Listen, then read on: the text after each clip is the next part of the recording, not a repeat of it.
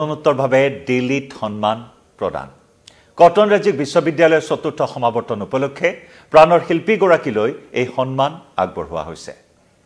নমস্কাৰ প্ৰিয় দৰ্শক, মই জয়ন্ত মাধৱ গোস্বামী আপোনাক স্বাগতম জনাইছো নিউজ 18 অসম নৰ্থ ইষ্টৰ ডিজিটেল লাইভলৈ। অসমৰ হিয়াৰামঠু অসমবাসীৰ প্ৰাণৰ শিল্পী জুবিন গাৰ্গৰ মৃত্যুৰ যি আবেগ সেই আবেগ আজিও অব্যাহত আছে। জুবিন গাৰ্গৰ ৰহস্য মৃত্যুৰ ৰহস্য আজি উদ্ঘাটন হোৱা নাই। 12 ডিচেম্বৰত চাৰ্জশ্বিট দাখিল কৰিব, তাৰ বাবে সকলোৱে অপেক্ষা কৰিছে। আৰু জুবিন গাৰ্গৰ সেই শিল্পী সত্তাক সুঁৱৰি প্ৰতিদিনেই প্ৰতিজন অসমীয়াই আবেগিক হৈ আছে। যোৱা 19 ছেপ্টেম্বৰৰ পৰা কোনেও এতিয়াও মানি ল'ব পৰা নাই যে জুবিন গাৰ্গ আমাৰ মাজত কায়িকভাৱে নাই। বিভিন্ন ধৰণৰ দাবী, বিভিন্ন ধৰণৰ চৰ্চা চলি আছে। জুবিন গাৰ্গক ভাৰত ৰত্ন প্ৰদান কৰিব লাগে, নানা ধৰণৰ দাবী উত্থাপন হৈ আছে। আৰু তাৰ মাজতে এই খবৰ যে কটন ৰাজ্যিক বিশ্ববিদ্যালয়ৰ চতুৰ্থ সমাৱৰ্তন আজি শ্ৰীমন্ত শংকৰদেৱ কলাক্ষেত্ৰৰ আন্তৰ্জাতিক প্ৰেক্ষাগৃহত আজি এই চতুৰ্থ সমাৱৰ্তনত প্ৰাণৰ শিল্পীগৰাকীলৈ কটন ৰাজ্যিক বিশ্ববিদ্যালয়ৰ তৰফৰ পৰা আগবঢ়োৱা হ'ল দিল্লীত সন্মান।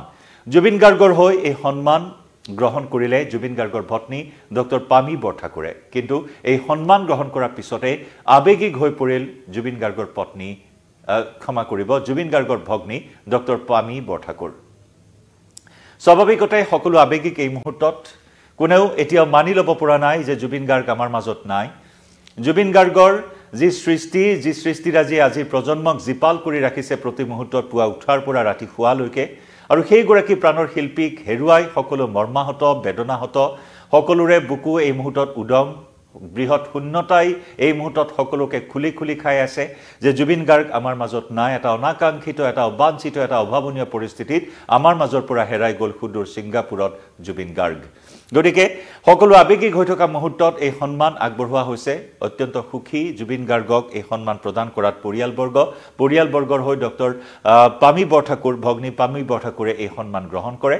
সমান্তৰালকৈ আজি এই সন্মান গ্ৰহণ কৰি তেওঁ যিখিনি আবেগিক হৈ পৰিল, কাৰণ বিগত বৰ্ষত USTMৰ ফালৰ পৰা ডক্টৰেট উপাধি প্ৰদান কৰা হৈছিল জুবিন গাৰ্গক। সেই কথাও স্মৰণ কৰিলে ডক্টৰ পামী বৰঠাকুৰে।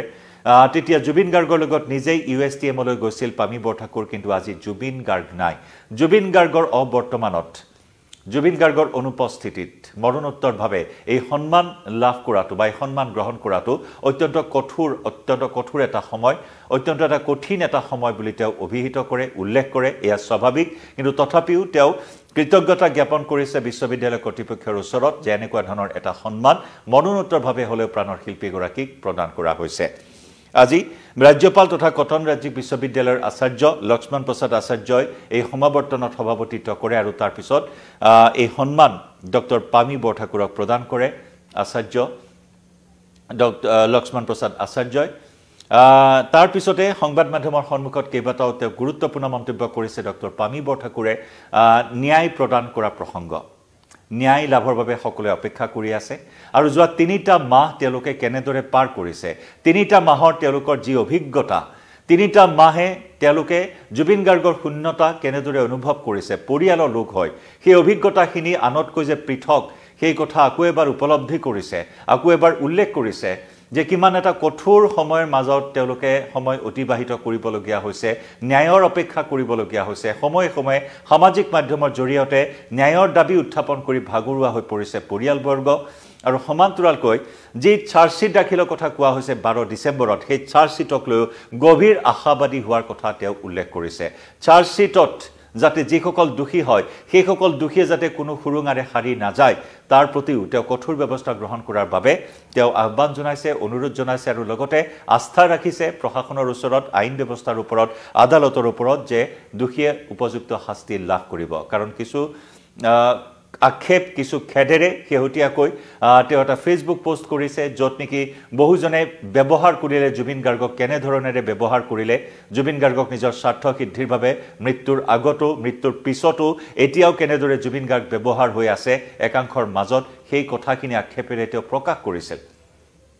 গতিকে আজি এই সন্মান লাভ কৰি এফালে তেওঁৰ কৃতজ্ঞতা জ্ঞাপন কৰিছে, এফালে তেওঁ সুখী অনুভৱ কৰিছে নিজৰ ভাতৃৰ বাবে, নিজৰ জ্যেষ্ঠ ভাতৃৰ বাবে এই সন্মান লাভ কৰি। সমান্তৰালকৈ জুবিন গাৰ্গ যে তেওঁ আমাৰ মাজত নাই, পৰিয়ালৰ কাষত নাই, সেই কথা ভাবি বুকুখন বাৰে বাৰে খুন্দিয়াই আছে ভগ্নী ডক্টৰ পামী বৰঠাকুৰৰ সেই কথাখিনি তেওঁ আবেগেৰে প্ৰকাশ কৰিলে সংবাদ মাধ্যমৰ সন্মুখত আগবঢ়াইছোঁ ডক্টৰ পামী বৰঠাকুৰৰ মন্তব্য কিন্তু তাৰ পূৰ্বে সেই মুহূৰ্তটো এবাৰ আমি দেখুৱাই ল'ব বিচাৰিছোঁ আপোনাক এয়া সেই মুহূৰ্তটো এয়া শ্ৰীমন্ত শংকৰদেৱ কলাক্ষেত্ৰৰ আন্তৰ্জাতিক প্ৰেক্ষাগৃহত এয়া দিল্লীত সন্মান লাভ কৰা সেই মুহূৰ্তখিনি পৰিয়ালৰ হৈ ডক্টৰ পামী বৰঠাকুৰ জুবিন গাৰ্গৰ ভগ্নী মৰমৰ ভগ্নী ডক্টৰ পামী বৰঠাকুৰে এই সন্মান গ্ৰহণ কৰিছে কটন বিশ্ববিদ্যালয়ৰ তৰফৰ পৰা এই দিল্লীত সন্মান প্ৰদান কৰা হৈছে অসমীয়াৰ প্ৰিয়তম সন্তান অসমীয়াৰ হিয়া ৰামথু ঈশ্বৰ পুত্ৰ জুবিন গাৰ্গলৈ এই বিশেষ সন্মান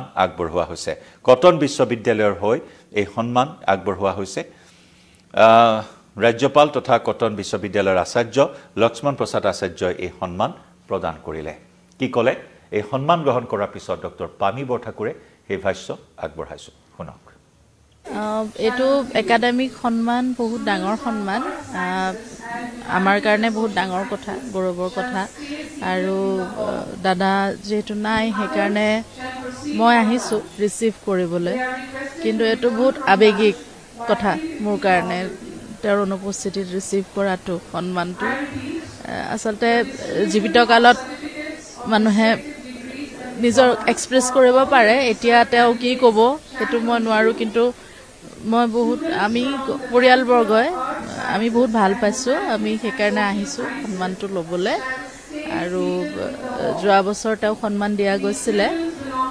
USTMৰ পৰা তেতিয়া মই তেওঁৰ লগত আছিলোঁ আজি মই অকলে আহিছোঁ সেইটো কাৰণে বহুত বেয়া লাগিছে মনটো যে মই অকলে আহিছোঁ আজি 12 তাৰিখে যেহেতু চাৰ্জশ্বিট দিয়া হ'ব বুলি ইতিমধ্যে CID কৈছে গোটেই বিষয়টো লৈ আপোনালোকেও বিচাৰি আছে গোটেই বিষয়টো লৈ সকলো স্পষ্ট হওক কি আশা কৰিছে 12 তাৰিখলৈ এটা চাৰ্জশ্বিট দিব বুলি কৈছে গোটেই বিষয়টো লৈ CID ফালৰ পৰা কোৱা হৈছে গতিকে আপোনালোকে কি আশা কৰিছে এই গোটেই এতিয়াৰ চাৰ্জশ্বিটটো আমি আশা কৰিছোঁ খুব ষ্ট্ৰং হ'ব খুব ভাল হওক চাৰ্জশ্বিটটো যাতে দোষী ভুলতো সাৰি যাব নোৱাৰে কোনো ধৰণে কোনো পইণ্টে যাতে দোষী সাৰি যাব নোৱাৰে দোষীয়ে যাতে শাস্তি পায় আৰু দাদাই যাতে ন্যায় পায় গতিকে আমি এটা খুব ষ্ট্ৰং পানী নকৰকা চাৰ্জশ্বিট আশা কৰিছোঁ আপুনি এটা শেহতীয়াকৈ এটা পোষ্ট লিখিছে পোষ্টটোত কৈছে যে নিজৰ স্বাৰ্থৰ বাবে জুবিন গাৰ্গক ব্যৱহাৰ কৰা হ'ল কিছুমান মানুহে এনেকুৱা এটা পোষ্ট লিখিছে শেহতীয়াকৈ এটা দিন পূৰ্বে যিটো পোষ্ট লিখিছে কি ক'ব বিচাৰিব সেইটোতো এটা উপলব্ধি আজি যোৱা 3 মাহে আমি